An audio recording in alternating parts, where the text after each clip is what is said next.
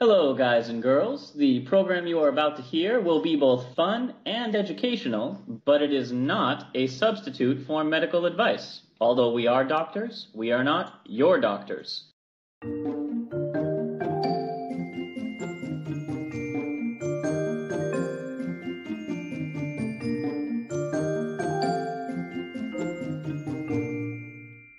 Hello and welcome to Travel Medicine. As always, I'm your friendly neighborhood internal medicine doc, Dr. J.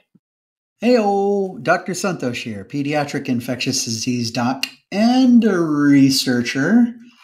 And we have reached our penultimate episode of the season. Because That's true. This is the ultimate pen of all of the episodes. Because after this comes our ultimate comic book medicine episode where we wrap up the season. Yay! Oh, I'm so happy about it. I love the penultimate episode, but the ultimate episode is the ultimate episode. Well, it is the ultimate showdown of ultimate destiny. Good guys, bad guys, explosions for all of the world to see. Santhosh, you suggested our second to last episode's theme. Why don't you tell the listening audience what that was? I told everybody, COVID kind of dropped out of not the public eye, but it dropped out of our consciousness in terms of being something that we were following tightly, on a day by day kind of basis, hey, what's happening now? What's changing? What's important? It kind of just settled into the back of our consciousness. So, long time since we had done COVID anything. And then I realized that we had never, as the sun set on these horrible respiratory viruses for the year 2023, 2024 in the winter in the Northern Hemisphere, we didn't do a wrap-up episode. And then you said, oh, we can wrap it up if you can wrap it up. And I said, what? I believe the phrase was, I'll let you wrap it up if you're prepared to break it down. I was so confused because that's not, I don't know. So this is, unsurprisingly, to, I'm sure, a large portion of our listening audience, a mildly musical episode. Yeah, what you asked for me specifically to literally wrap up the respiratory viral season by wrapping it up. So that's what I tried to do. I composed some verses here. I don't know if they're going to work. I don't really rap, but we're going to give this a go. Do you need a beat, Santhosh? Or should I call you by your rapping name, PeniChillin? We'll do this as what the kids call a cipher. Okay. Which is, I'll lay down a rap beat for both of us to rap over. You get all your bars out, and then I will do all of mine, and then we'll go back to being our normal nerdy selves and actually explain what the heck we were talking about. Nice. Oh, yeah.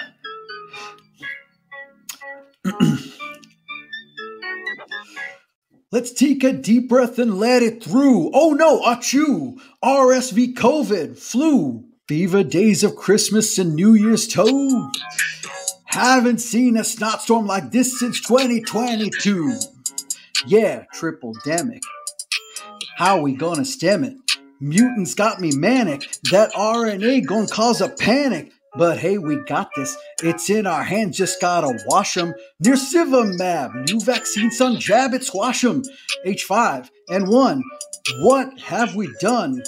Took an avian and made it bovine. Sneaky little ilk got into the milk, made an utter failure out of these udders. Yeah, I feel ya. Keep you safe, pasteurize, wash your hands, don't touch your eyes, wear your PPE, get your jab. If you get exposed, blab to the CDC or your local public health. We gotta pull together for all our health. Yeah, couldn't find a good rhyme for health. Uh-huh. Oh yeah. I love it. Love every bit of it.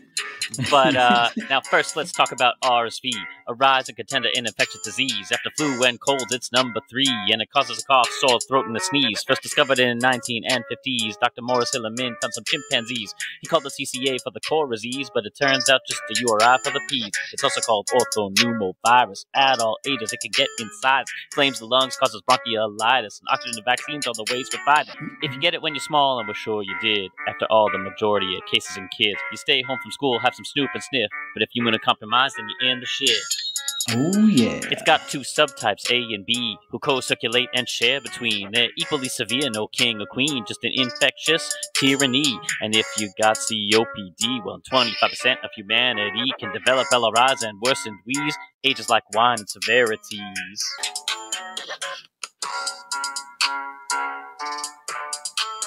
So there you have it. Yeah. Anyone who hasn't tuned out, woo! Can I applaud us both? Oh, it right. It sounds so much better with a beat than it did when we were just casually chatting at each other. I was so happy about that. Yeah, it doesn't. We're going to drop some knowledge on all y'all now because, not everything fits in a neat little beat like that. But I felt so happy when I got this down on paper. I think that there's been a couple of challenges that you've thrown down on me this summer where I was like, I don't know if I can do that. I don't know if I can compose lyrics like that or raps like that. And yeah, I definitely don't have the flow that you have. That was some amazing flow. But your metaphors are delightful. So let's get into what exactly we were talking about. Respiratory syncytial virus was identified way back in 1956 when originally it was noticed in a lab chimpanzee who had a cough with an upper respiratory tract infection like a cold. However, they also found they found it in several lab chimpanzees, and so it was called chimpanzee coryza agent. Coryza. Yeah, coryza is the old term for a cold, basically the snot and grime that's, in and around your face. You might remember coryza, Josh, you have to remember the C's of measles. Cough, coryza, Koplik spots. Coryza was that snotty, cold-like feeling. And later, Chinook and colleagues showed that this virus also caused respiratory illness in humans when he isolated it in 2 children, one with a throat and voice box infection, the other with a lung infection, neither of who had recently been or any time been around monkeys. It took folks a while. We're in an era of viruses at this point, 1956, but we can't really cross-check which virus is which by comparing genomes or doing sequencing. We have none of that. So, Josh, they actually had to compare antibody portions and say, oh my gosh, the antibodies from these chimps are exactly the same as these antibodies from these little humans that have not been anywhere near each other. Oh my gosh, it must be the same virus. Thus, the CCA became a human infection called respiratory syncytial virus based on how the virus messes around with cells in a petri dish. It causes them to fuse or make big syncytia. Big syncytia, yeah. Now, there's 2 different subtypes, A and B, which both circulate in the population, but which one is predominant changes every couple of years. There's no significant differences between the 2. They're both equally ineffective or terrible, depending on how old you are, which I guess makes it kind of like an election. It's a little bit like influenza. Influenza has these, much larger shifts and drifts to the outside proteins that help evade your immune system. But this is the reason why a person can have RSV in their youth. And you can actually have anywhere from a cold to a bad wheezing infection like asthma. And then you can go for a few years where you don't have RSV. And then boom, you have a group of people who had been exposed to RSVA for X number of years, and then RSVB kind of switcheroos and comes on in. And okay, now you're a little older. It's going to be a bad cold or something like that, but you've caught it again, even though you have immunity against it. So it's kind of a pain in the butt that way. Almost all children in the US have had at least one RSV infection before 2 years of age. Now, Santhosh can probably speak more to how severe it can be in infants, but as you get older, it's more likely to cause just an upper respiratory tract infection and be indistinguishable from a cold. An annoyance, but nothing too serious. However, about 25% of infected adults will progress to a lower respiratory infection, like bronchiolitis. It does run the risk of aggravating attacks in people with COPD or asthma, or those who are otherwise immunocompromised. So really, the very young and very old are most at risk. Yeah, kind of the usual suspects, right, Josh, with respiratory viruses, that if you're super young and your immune system hasn't figured stuff out yet, and your nasal passages and respiratory passages are really tiny, and reducing the diameter of any of those can just cut off your air, you're in trouble. And then likewise, if you've absolutely beaten the crap out of yourself by just living a life and maybe smoking a little here and there, and you've hurt your lungs a little and your heart, and then your immune system's gone the other way. It's had a full life and it's gone a bit senescent and quiet. Then it reacts in the wrong way and basically gives you an asthma-like picture, which again will stop you from breathing. If you have basically a priori lung disease or heart disease, you can get in bad shape as an elderly person.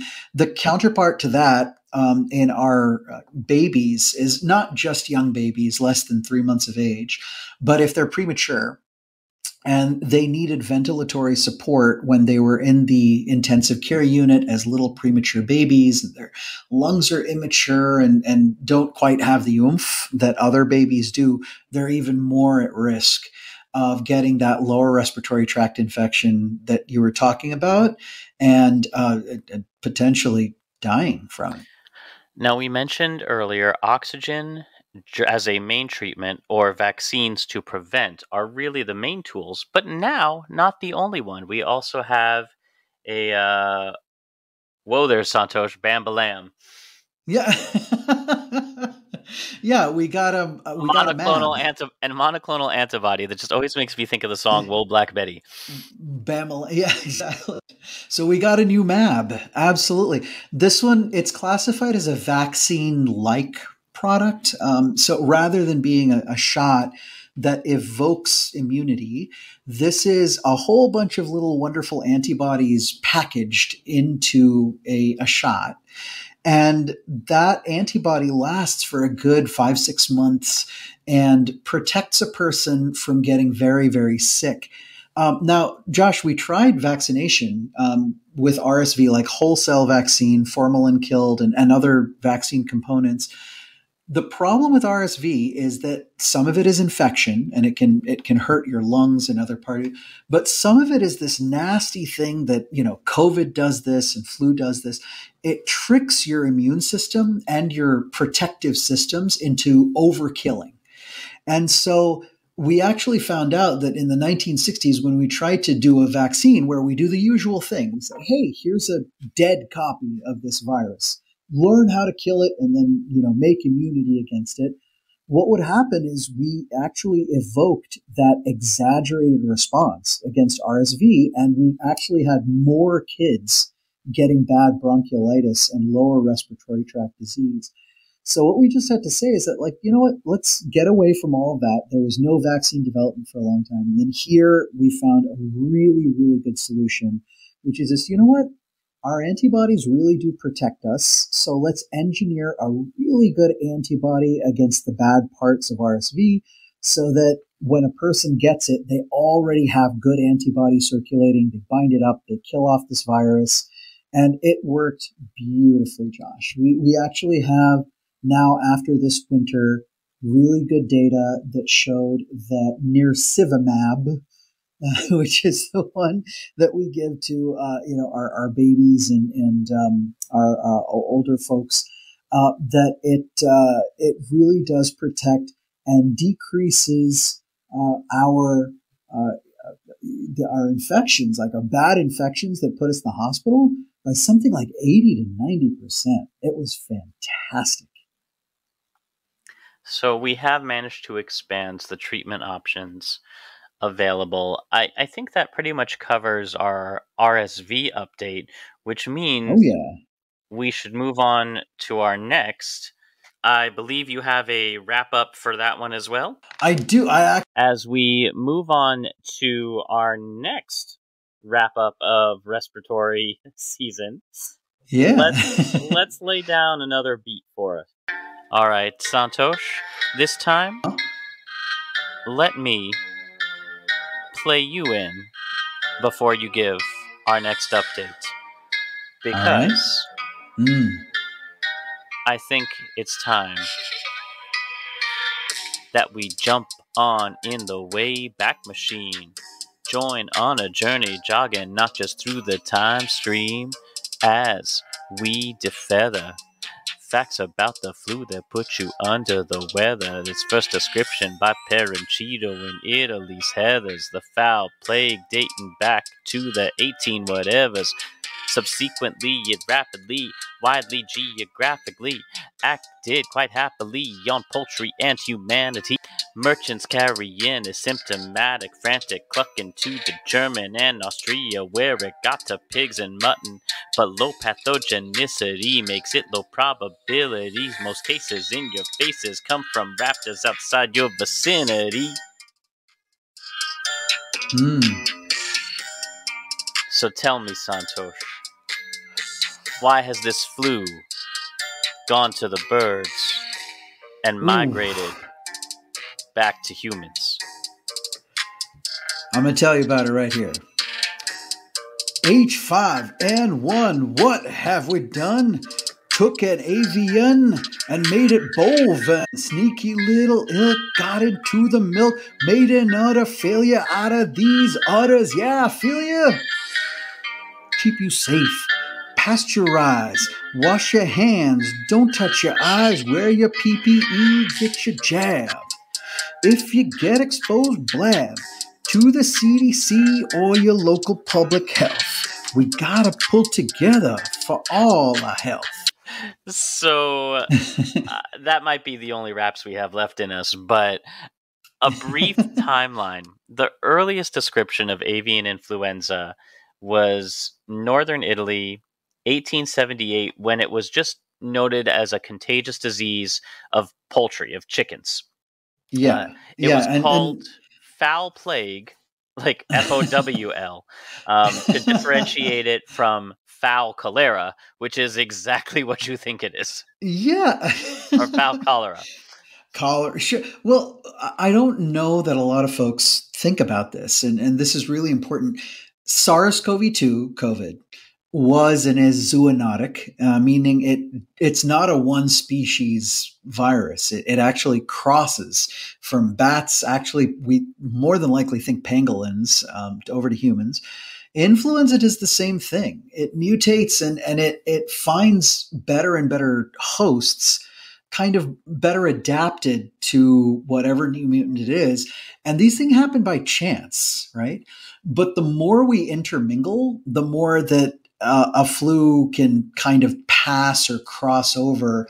And it's no joke. It can take out populations of animals when it, kind of switches to the right group.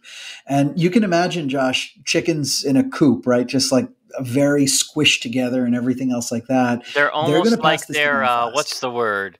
When you put a bunch of things together like in a coop and they're all stuck.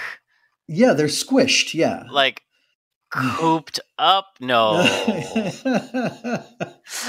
You're talking crazy. Yeah. So that was back in 1878. In 1894, you started seeing outbreaks based on this zoonosis, meaning you had outbreaks in poultry in Italy that spread to Austria and Germany through itinerant poultry merchants, which I promise you is a thing. And then it started showing up all over Europe, in Eurasia, in Asia.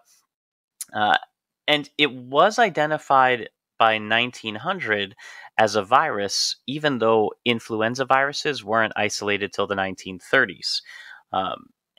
And it's thought that even today, all influenza A viruses, or avian, that's, I guess, not what influenza A stands for, but... No. It was just the first ones that were identified. And then, we just went B, C, D, E, F after that. But it's thought that all influenza A viruses since the 1900s in humans originated in strains from wild aquatic birds. Now, pigs may act as an intermediate host to allow the virus to mutate into a new form and sometimes jump to humans. That's how we get the swine flu. But most bird flus really are not terribly contagious to humans and not very contagious to birds. And even when one bird gives it to another bird, like we pass a cold or flu, mostly what you see is ruffled feathers and a drop in egg production.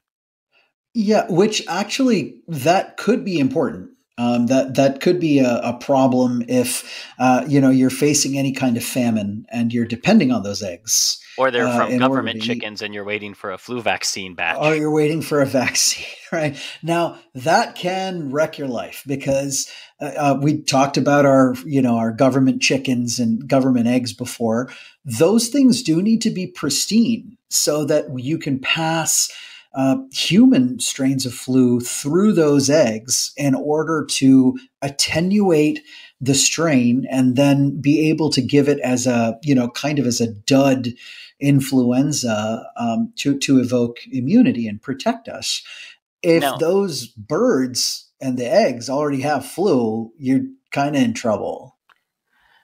Now, we talked about government chickens in a previous episode on the influenza special, but did we talk about chicken specter or what? or the Global Influenza Surveillance and Response System? GISRS. Ooh, no, we did not. This is one of my favorites. Which is, for those of you who are fans of James Bond, a global network of laboratories that monitor humanity for the spread of influenza with the aim to provide the World Health Organization with information, control, and inform vaccine development. This is like a full-on worldwide network of, I guess spies, but only spies for disease. Yeah. Yeah, they're a lot closer to our RSV friends, the Sentinel chickens. Which is another fun thing we've covered in this season and past. So GISRS will test around 7 million specimens a year in the network, and that's 127 countries spread all around the world. It also currently operates a set of virological tools available to all scientists on the internet called FluNet. Yes, FluNet, and you can see the results of FluNet on FluView. Anyone who wants to, the data is fully available to anyone who wants to go through and say, how much flu is going around where I'm at? And you can FluView. I really think that if they haven't developed this yet, the GISRS tagline should be spreading as fast as the disease we're trying to stop. Yeah. That is definitely a problem. And this particular avian flu, Josh, is hopping. I mentioned it in my rhymes, but it hopped over to cows. And the problem that we're having right now is this particular strain of H5N1 avian flu got into cows, and it doesn't make them super sick, but it does mess with the milk and makes it it looks a little bit like colostrum. It's kind of sour and gloppy for a bit. But the problem from there is cattle ranchers and farmers who are taking care of those cows, if they're not protecting themselves and washing their hands and everything, they have, in a few sporadic cases, transmitted this flu to themselves. One gentleman got, red eyes. He got conjunctivitis, which is not super scary. But there have been a few others, just, 2, 3, 4, 5 like that have gotten really sick. And the reason and problem is our bodies, our immune system are not familiar with the proteins, that these weird-ish proteins on the surface of these flus. So our immune systems don't protect us as cleanly as they would against, pure human flus. So by 2011, the United Nations Food and Agriculture considered 6 countries to be zoonotic, or regularly affecting animals. It'll just keep infections will just keep showing up in birds and cows and pigs, and mostly in birds. Like, it's scary that it's spreading to cows, but that is still a very small part of the population. Mm-hmm.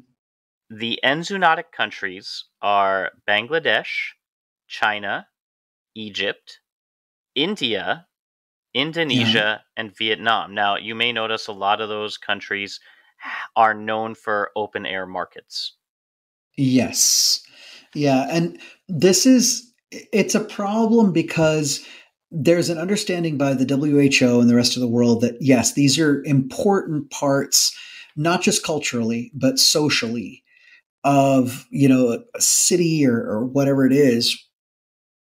And you don't want to just go through and be like, sorry, like a colonist, and just be like, shut it down, that's wrong, or whatever it is. We do have to find a way to, as these open air markets exist, still keep them safe, so we don't have transmission of these, viruses from different types of hosts. And, ultimately we're trying to protect us as humans, but it'll be just as bad if it messes with food supply or the animals that, take care of us. So I'm going to argue it's more an issue of food supply and supplemental resources like vaccine production rather than infections. Because for all the scare that you see in the media, just this year, as of April 2024, the USDA reported that 82 million birds in 48 U.S. states had been infected with what we call highly pathogenic avian influenza, HPAI, since February 2022. So between, over a 2-year period, 82 million birds in everywhere in the contiguous U.S. had been infected with bird flu. Out of all those tested birds done by GISRS, 1,116 flocks tested positive for a virus. Of those, 473 were commercial, so our ranchers, our farmers, and 643 were backyard flocks, chicken hobbyists, if you will. Oh, yeah. Sounds pretty flocked up. So those are, get the flock out of here. So of those 82 million across the entire U.S., only 28 human cases were associated with that strain of avian influenza around the globe. And only 2 of those 28 cases were in the U.S. Okay. Yes. That is absolutely, that's fair numbers. Here's the issue, and I will counter, is that at one point, when folks were migrating around from Wuhan originally, where SARS-CoV-2 or COVID started, it was, again, we started with a handful of cases out of China, and then into adjacent countries like Singapore, 3, 4, 5. The avian flu doesn't have the ability to bloom quite as quickly as SARS-CoV-2 does. But this is one of these where we do have to take those things like 2, 3, 4 cases as a huge warning, because A, that means we can control the spread now. And B, if we decide not to take this seriously, it could explode because exponential growth is a thing and it's scary. But we're not just sitting idly by. Have you ever heard of candidate vaccines, Santhosh? Canada vaccines? No, not yeah, Canada. They're very cold. Yes. Candidate, as in vaccines that you can elect to bring to the people. Yes. Thinking of Canada vaccine. Whoop! Oh, sorry there. So just trying to boost your immune system there. Sorry for the poke, eh? Okay, I'll stop. Yeah, candidate vaccines, just like you said, these are very good possibilities for vaccines that not brought to full prime time yet, but you can give it a try. So, should an avian virus acquire the ability to infect and transmit humans rather than just being traded among different birds, the government keeps strategic stockpiles of vaccines, but not necessarily approved ones. Right now, they're mostly against the H5N1 subtype, which is the biggest risk. There's also one for the H7N9 subtype, which we're starting to see more of, or it has started to appear in humans, but has undergone very limited testing. In the event of an outbreak, the candidate vaccine pretty much rapidly moves up the chain for testing and approval to get it out to the people as fast as possible. So this candidate vaccine can be elected for use and spread among the people. Yes.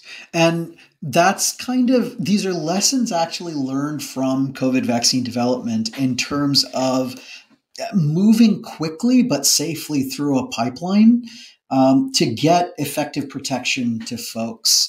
And there are other social controls that we can always keep trying, right? We can say, hey, influenza is going around. Please stay home if you're sick. Don't come to work. Don't come to school. Masking still works. Washing your hands is still fantastic. But the problem is, Josh, is that folks want a quicker solution. They just want to be able to be protected, which is very, very fair, and live their lives however they like. So, having a good pipeline to still generate safe but effective vaccines, like a candidate system, is fantastic. That brings us to our final wrap up. Now, I don't have any bars prepared for this particular one. I think I've got. It's a bare set of lines. It's just very small. All right, then let me give you one more beat from. All right. I forgot to share with the audience. My rap name, of course, is Poppa Pill. Oh, Poppa Pill! All right, and here you go. One last beat for you, Santhosh, as we flirt with what's new in COVID research. Oh, you took the words out of my mouth. Let me put them back in.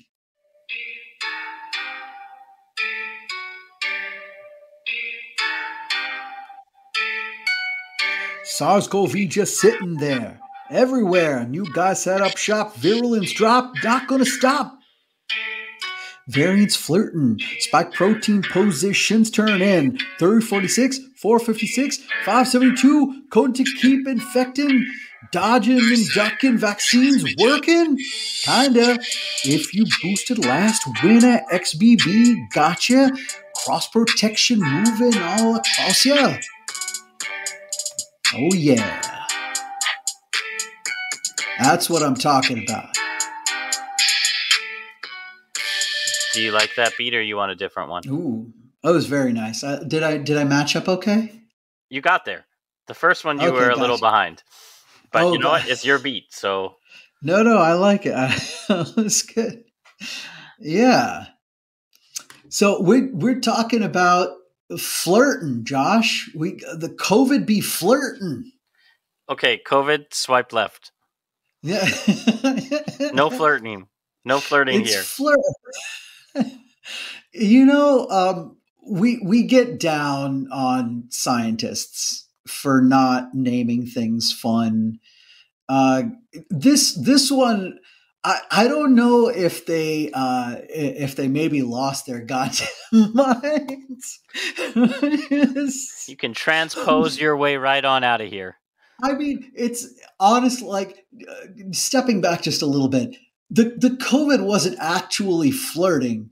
We decided to name some of these, like some of them were called FLiP, FLiP, and some of them we called FLiRT. It was really just because you have these protein variants, right? These amino acids where like an F changes to an L and then an R changes to a T. So you're FLiRT. Well, that's flippin' ridiculous. Yeah.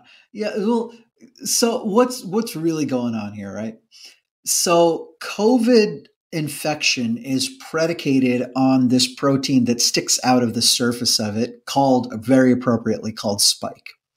And a couple of things happen. Spike, first of all, is able to bind to a surface cell receptor and find its way into your cell.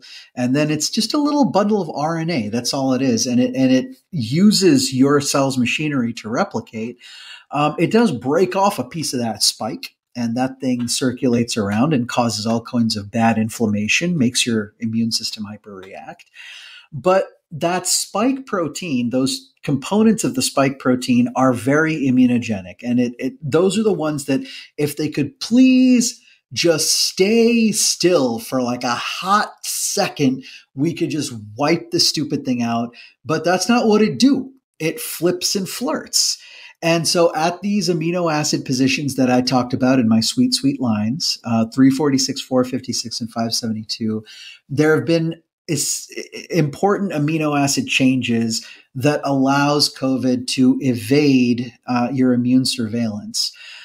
If you did get your latest booster, which was against the XBB variants, okay, this was after, Delta and Omicron. Omicron is gone. So we've got the last booster that was in the winter of 2022. Winter of 2023. You did get some cross protection against these variants of virus. The happy news, Josh, is that even though it's evading and flirting and it's able to, pick up more hosts and get around, it's not as bad as it used to be. It's not killing the way it used to. It's not causing a horrible lower respiratory tract infection. It's just hanging around a lot more and much easier to pass around. So that's pretty much it for what's new in respiratory viruses. I think that was among the more effective and literal wrap-ups that we've done in a while. It's great. I know we're, a little late on the draw in terms of wrapping up this respiratory viral season up here in the Northern Hemisphere. But, hey, Josh, we're just in time for the new respiratory viral season going on right now in the Southern Hemisphere. So there you go, listeners in Australia. This one's for you. Absolutely. Yeah, stay safe down there, please. We love you all, and we depend heavily on you to give us a heads up on what to expect this coming winter. Now, that's it for this week. Next week will be our season finale, our annual tradition, comic book medicine. Woo! Yeah, this is so my favorite. And this one, as a preview, will be heavily leaning on X-Men 97. For those of you who grew up watching the Saturday morning X-Men cartoon, you are already bringing sufficient knowledge to the table. For those of you who have no idea what that is, get yourself to Disney and go watch X-Men 97, a continuation of that series. But more on that to come next week. That's it for this week. As always, we love to hear your comments, questions, and feedback. The show is produced by me with a lot of help from Dr. Santhosh and friends. If you'd like to support us spiritually, emotionally, or financially, links to do that are in the show notes, along with links for further reading. Our theme music is composed by Rachel Leisure. And as always, keep a song in your heart, soap on your hands, a shot in your arm, a spin on your globe, a mask so you don't sneeze. I'm not sure what. A cipher rap beat on your playlist, and when you've done all of those things, then pick a country where it is not currently flu season, and happy travels.